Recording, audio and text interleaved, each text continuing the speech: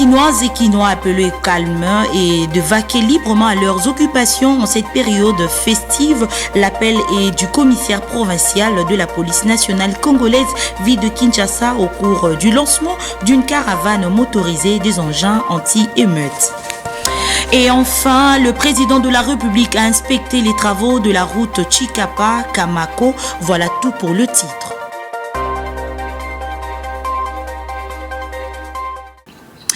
Bienvenue, messieurs et dames, à la grande édition du journal sur la chaîne de l'éducation pour le tout dernier jour de l'année 2024. Au sommaire des actualités en République démocratique du Congo, lors de son séjour à Chikapa dans la province du Kasaï, le chef de l'État, Félix Tshisekedi, a accordé 2 audiences. Le président de la République, Félix-Antoine Tshisekedi Tshilombo, a successivement reçu les députés provinciaux et une délégation des étudiants suivait.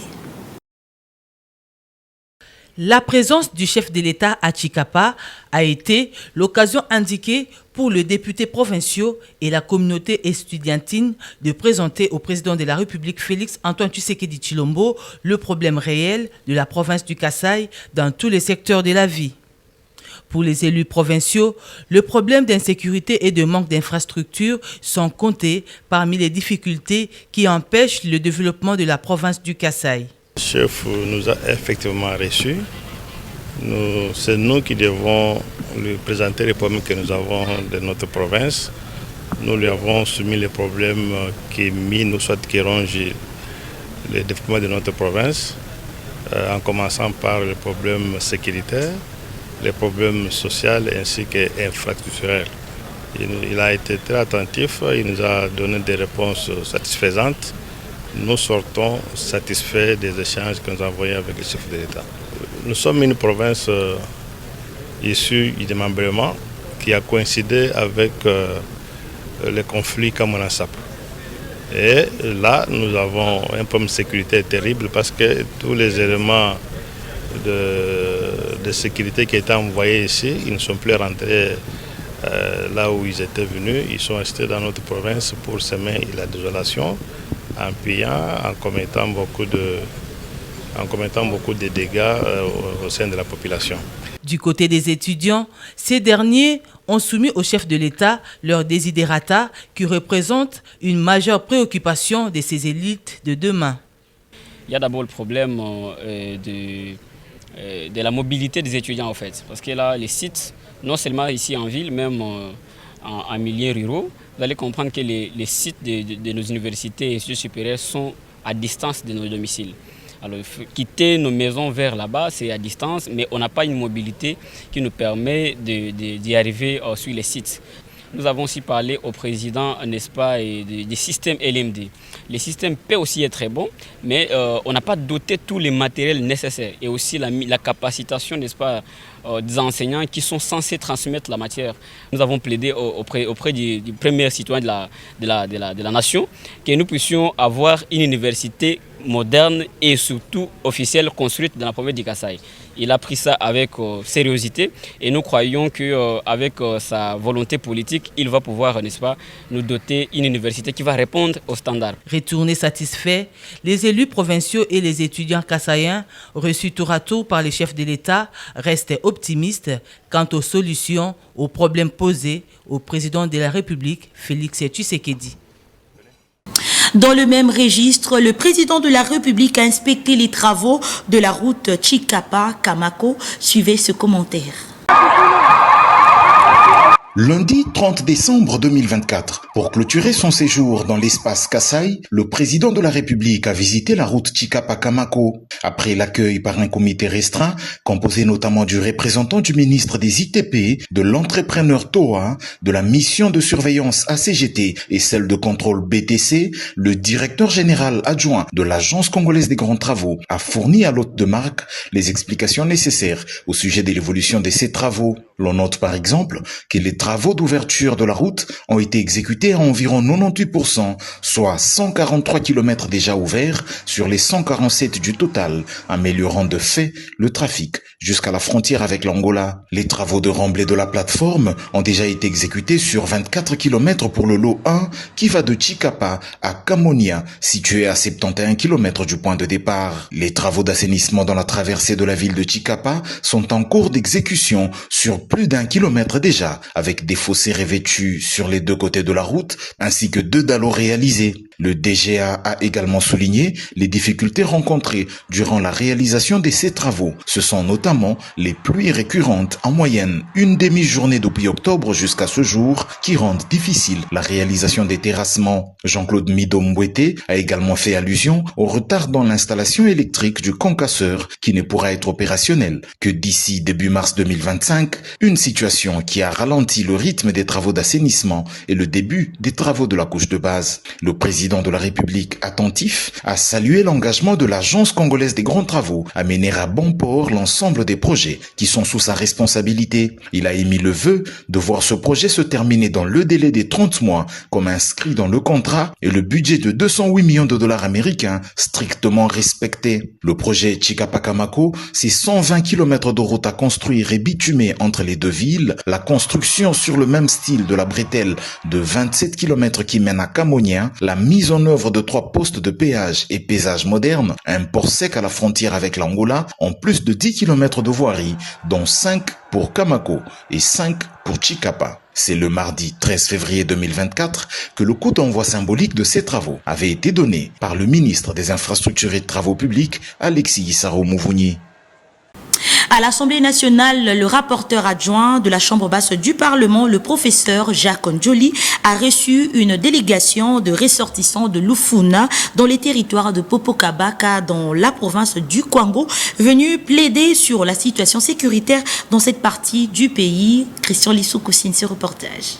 L'insécurité qui prévaut dans le secteur de Lufuna, territoire de Popokabaka dans la province du Kwango, causée par la milice Mobondo, devient de plus en plus préoccupante, car les populations qui vivent dans ces secteurs ne savent plus vaquer librement à leurs occupations. C'est dans ces cadres que le rapporteur de l'Assemblée nationale, le professeur Jacques Sengekeli, a reçu ce vendredi 27 décembre 2024 la délégation des ressortissants de Lufuna, conduite par l'élu de cette circonscription électorale, le député national Passiza Pamba. Pour sortir Lufuna de cette crise sécuritaire, l'objectif poursuivi est de trouver une solution immédiate pour mettre fin à tous ces actes de tuerie, identifier et réparer immédiatement le préjudice matériel subi, assister les familles endeuillées, le déplacés internes et les familles d'accueil. À en croire Arnaud Dontiama, porte-parole des circonstances, le rapporteur de l'Assemblée nationale, le professeur Jacques Sengekeli, a accordé une oreille attentive à leurs préoccupations et compte les soumettre à l'autorité compétente pour une solution rapide. Bakondi va faciliter biso solution. Pour question de biso tozo komito, nous sommes abandonnés de nous-mêmes. Pourquoi? Est-ce que secteur ya Lufuna eza parmi secteurs ils ont composé République démocratique du Congo ou bien eza secteur eza annexe ya pays mususu. Yangona batiki biso bol. Alors toye mokonzi yambi biso, to lobby mokonzi yoki biso. Signalons que les hôtes du rapporteur de l'Assemblée nationale sont rentrés satisfaits avec l'espoir de retrouver une paix rapide et durable dans leur secteur de Lufuna en particulier et dans toute la province du Kwango en général. Je l'ai annoncé dans le titre, les Quinoises et Quinois appelés au calme et d'évacuer librement à leurs occupations en cette période festive. L'appel est du commissaire provincial de la police nationale congolaise, ville de Kinshasa, au cours du lancement d'une caravane motorisée des engins anti-émeutes. Merdi Luzolo et Delphin Tundula signent ce reportage. Sur initiative du commissaire provincial de la police nationale congolaise, une caravane motorisée des engins anti-émeutes et véhicules de patrouille de la police et de l'armée a été organisée la soirée du lundi dans les principales artères de la ville.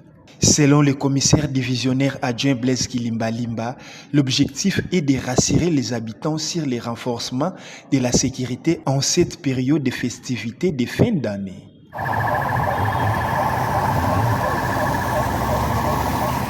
Cette exhibition des engins anti-émettes de la police nationale congolaise intervient au moment où une opération de traque des présumés Koulou Nandobo est en cours et produit ses effets. Selon le chef de la police à Kinshasa, ces actions resteront pérennes pour que la paix et la quiétude soient rétablies dans la capitale de la République démocratique du Congo. Tout à fait autre chose, une délégation de l'équipe dirigeante de l'entreprise de gardiennage BOC Sécurité a effectué une mission d'inspection et de formation de leurs agents dans la province de la Chuapa, dans les territoires de Bouendé et de Bokungu. Christian Lissoukou, encore une fois de plus. C'était dans l'objectif d'inspecter le déroulement des activités de leur entreprise et de former les éléments que la délégation de l'équipe dirigeante des BOC Sécurité, qui est une entreprise de gardiennage que dirige Madame Bassile Gaël et Monsieur Jean-Paul Lissouko, a effectué une mission dans la province de la Chuapa, précisément dans les territoires de Bouendé et Bokungu. Une mission qui avait débuté à Bouendé, où les éléments des BOC Sécurité ont bénéficié d'une formation de qualité donnée par le directeur général adjoint chargé de l'administration, opération et formation, Jean-Paul Lissouko, qui les a démontré les tactiques de la sécurité et gardiennage. Après l'inspection et la formation des éléments des BOC Sécurité à Bouendé, l'équipe de Madame l'ADG Gaël Bassile a organisé une conférence pour expliquer aux gens le mode de travail de cette entreprise de gardiennage BOC Sécurité.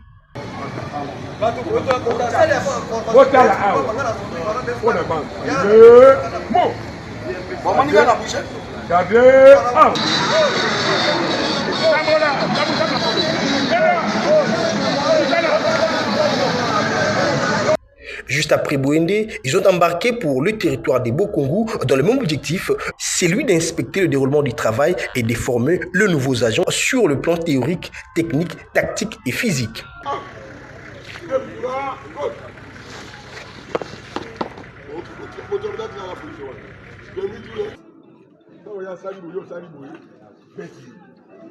Une mission très bien accomplie par l'équipe dirigeante de l'entreprise de gardiennage BOC Sécurité dans ces deux territoires de la province de la Chuapa, précisément à Bouendé et à Bokungu, avec comme objectif d'inspecter le déroulement du travail et de former les nouveaux agents qui seront sur le terrain pour satisfaire leurs partenaires. Il faut noter que BOC Sécurité n'a qu'une année d'existence depuis sa création et travaille dans le professionnalisme. Parlons société dans ce journal, l'état de délabrement de la route université, plus précisément à Rigini, dans la commune de Lemba, inquiète les usagers de cet axe routier qui éprouve d'énormes difficultés pour circuler librement dans ce coin de Kinshasa à Gatmiezi, et Djibril Bakambi était là. Cet état de dégradation de l'avenue Université, précisément à Rigini, en allant vers le rond-point Gaba, non loin de Newlis, dans la commune de Lemba, provoquant ainsi des embouteillages monstres en ce fin d'année à cause de ce trou qui s'est formé depuis le retour de la saison pluvieuse. À cela s'ajoutent des caniveaux bouchés remplis de sable et immondices.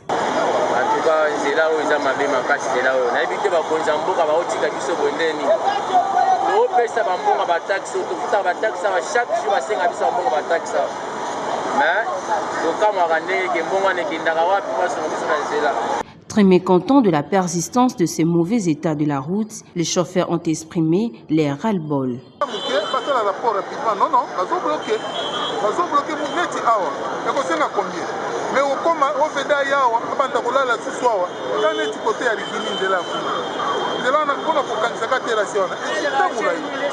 Tout ça, toujours le président qui a un bon mesure de lever le tour.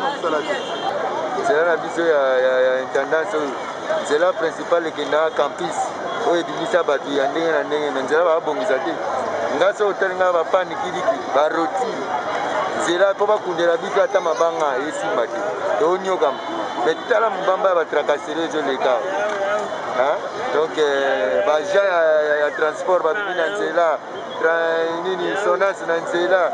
Oh, tu benga kabaseli. Bami tuko va pesi va force wana. Pas moyen. Donc nous sommes l'état au talati.